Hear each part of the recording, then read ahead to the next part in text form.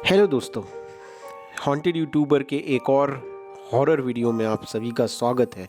दोस्तों, काफ़ी दिन हो गए मुझे वीडियो अपलोड करे और इसके लिए मैं काफ़ी माफ़ी चाहता हूँ। और दरअसल बात यही है कि मेरे एग्ज़ाम्स भी थे और काफ़ी लंबे अरसे से मैं नेज़ल पॉलिप्स नाम की एक प्रॉब्लम से सफ़र कर रहा था, जिसकी वजह से मेरी नाक ब्लॉक्ड रहती थी और काम करने में दिक्कत आ रही थी, स्पेशली बोलने में मुझे दिक्कत आ रही थी। और आप अगर इस वाले वीडियो को मेरे लास्ट वीडियो से कंपेयर करेंगे तो आप देख पाएंगे कि मेरी आवाज़ में काफ़ी फ़र्क आया है और इस वीडियो में काफ़ी इम्प्रूवमेंट है।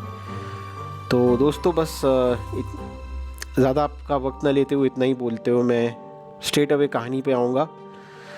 दोस्तों, ये मेरी कहानी जो है ये एक रियल इंसिडेंट पे बेस्ड है और कहानी का नाम है मौत का कुआं और अपशकुन। दोस्तों, बहुत सी ऐसी घटनाएं होती हैं जिनके पीछे का कारण रहस्य बनकर रह जाते हैं और इसके पीछे के राज मालूम नहीं चलते। यह किस्सा मेरे मोहल्ले में रहने वाली एक बुज़ुर्ग आंटी ने, जो मेरी मम्मी की सहेली भी है, उन्होंने सुनाई थी। ये जो आंटी हैं, उनका मायका मध्य प्रदेश के बॉर्डर पे बालाघाट नामक एक जगह के पास का गांव है। आंटी ने बताया कि उनके भाई के कुल मिलाकर 3 बच्चे हैं। पहली बेटी उनकी पहली पत्नी से हुई, जिनकी मृत्यु एक बीमारी से हुई। जो किस तरह की थी और उस बीमारी की वजह क्या थी, वह कोई डॉक्टर बता नहीं पाया। उनकी मृत्यु के समय उनकी उम्र भी कुछ ज़्यादा नहीं थी। बस उन्हें बुखार कुछ ऐसा आया कि पहले तो उन्होंने खाट पकड़ी और फिर वो मर गई। आंटी के भाई के 2 और लड़के थे जो उनकी दूसरी पत्नी से हुए थे।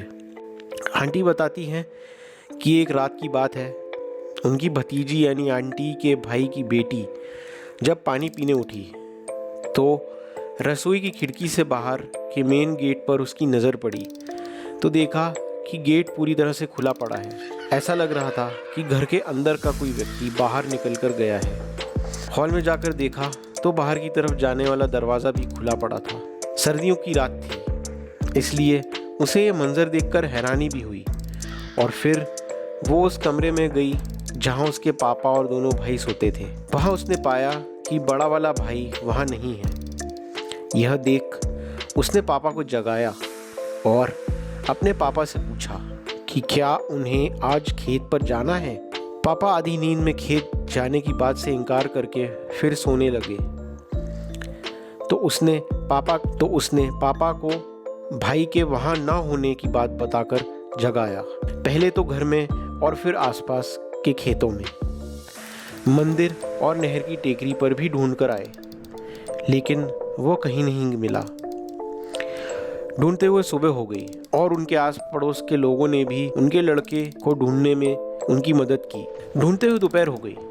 फिर आंटी का भाई उनके एक पड़ोसी के साथ उनके ही खेत के पास वाले कुएं थोड़ा आराम करने रुके।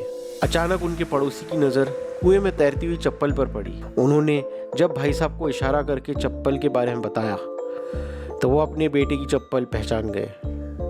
फिर गांव के उन लोगों को बुलाया गया जो झील और कुएं में डुबकी मारना और तैरना अच्छे से जानते थे। आंटी के भतीजे की लाश को खींचकर निकाला गया। समझ में नहीं आ रहा था कि हंसने बोलने वाला हट्टा कट्टा नौजवान अचानक न जाने कैसे अचानक किसी से कुछ बोले बिना ही उस कुएं में कूद गया, जिसकी मुंडेर 4 फीट चौड़ी और करीब उतनी ही ऊंची थी। मातम के 1 साल बाद उनकी बिटिया की शादी पक्की हुई। शादी में बहुत से मेहमान आए थे और लड़की की हल्दियों की तैयारियों के बीच रस्म शुरू होने से कुछ देर पहले ही रसोई में पानी से भरे और पूजा वाले जितने भी मिट्टी के घड़े थे, वो सब ऐसे फटे जैसे उन घड़ों में किसी ने बम रख दिया हो। इस घटना के बाद घर के सभी लोग बहुत घबरा गए। खास तौर पे सारे बुजुर्ग लोग काफ़ी परेशान हुए, क्योंकि ऐसा होना बहुत बड़ा अपशकुन माना जाता है, वह भी शादी के समय। कुछ देर बाद पता चला कि रास्ते में बारात का एक्सीडेंट हो गया है। सब जख्मी हो गए हैं और बालाघाट के अस्पताल में भर्ती किया गया है उन सबको। अपशकुन और एक्सीडेंट के चलते शादी कुछ दिनों के लिए टालनी पड़ी। शादी टालने के कारण जब आंटी वापस घर आई तो अगली सुबह आंटी फिसल कर गिरी और उनकी टांग की हड्डी टूट गई। कुछ दिनों बाद पूजा पाठ करवाकर आखिरकार बेटी की शादी जब हुई तो उसके कुछ महीनों के अंदर ही छोटे वाले भाई की तबीयत गिरने लगी। उसे भी बुखार रहने लगा, फिर उसे दस्त और उल्टियाँ होने लगी। डॉक्टर से पता चला कि उसको पेट का कैंसर हो गया है और इलाज के चलते उसके पेट का ऑपरेशन हुआ। इन सब चीज़ों के चलते उसने बिस्तर पकड़ लिया। एक जवान लड़का जैसे हड्डी का ढांचा हो गया था। वह इतना कमज़ोर हो गया था कि वो अपने बिस्तर से हिल नहीं पाता था। यहाँ तक कि उसको अपने सारे ही काम बिस्तर पर करने पड़ते हैं, यहाँ तक कि पेशाब और पॉटी भी। किस्मत से उसकी पत्नी उसकी काफ़ी सेवा करती थी। अक्सर ही उसकी पत्नी रात को जगा करती थी कि उसे रात में अगर कुछ दिक्कत आए तो या फिर कोई ज़रूरत हो तो। एक रात उसकी पत्नी कुर्सी पर बैठे बैठे ही सो गई। थोड़ी देर बाद जब किसी तरह की खटपट से उसकी नींद खुली तो देखा कि उसका पति पलंग पर नहीं है। वो घबरा कर उठी और सब जगह अपने पति को ढूंढना। बाथरूम में चेक करके बाहर आई तो देखा बाहर जाने वाला दरवाज़ा खुला पड़ा है।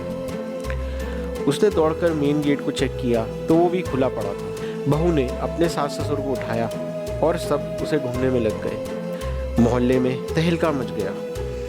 सब हैरान थे और परेशान भी हो गए कि आखिर जो लड़का बिस्तर से उठकर बाथरूम तक नहीं जा सकता था वो उठकर ना जाने कहाँ चला गया। उसे खेतों में, आस पड़ोस में सब जगह ढूंढ लिया। 2 दिन तक वो मिला ही नहीं। तीसरे दिन उसकी लाश उसी कुएं में तैरती हुई मिली जहां उसके बड़े भाई की लाश मिली थी। आज तक यह रहस्य अनसुलझा ही है कि आखिर ये हुआ तो हुआ कैसे। पहले आंटी के भाई की पहली पत्नी की रहस्यमय बीमारी से मृत्यु और फिर दोनों भाइयों का उस कुएं में मरा पाया जाना, शादी में अपशकुन होना जो वो लोग कभी भूल नहीं पाए थे। आंटी के भाई कुछ पंडितों और तांत्रिकों के पास भी गए लेकिन वह नहीं बता पाए कि यह सारी घटनाओं के पीछे किसका हाथ है। आंटी ने आगे ये भी बताया कि उनके तरफ के खानदान में करीब हर पीढ़ी में से एक व्यक्ति की अकाल मृत्यु हुई है। पहले उनकी भाभी, फिर उनके भतीजे और फिर आंटी का खुद का जवान मंझला लड़का जो मुंबई लोकल की चपेट में आ गया था। सच ही है कि नेचुरल और सुपर नेचुरल को समझना बहुत मुश्किल है। तो दोस्तों, आज की कहानी यहीं ख़त्म होती है और आप सभी को 26 जनवरी की बहुत बहुत शुभकामनाएं। अपन फिर मिलेंगे अगली कहानी के साथ, तो सुनते रहिए हॉन्टेड यूट्यूबर।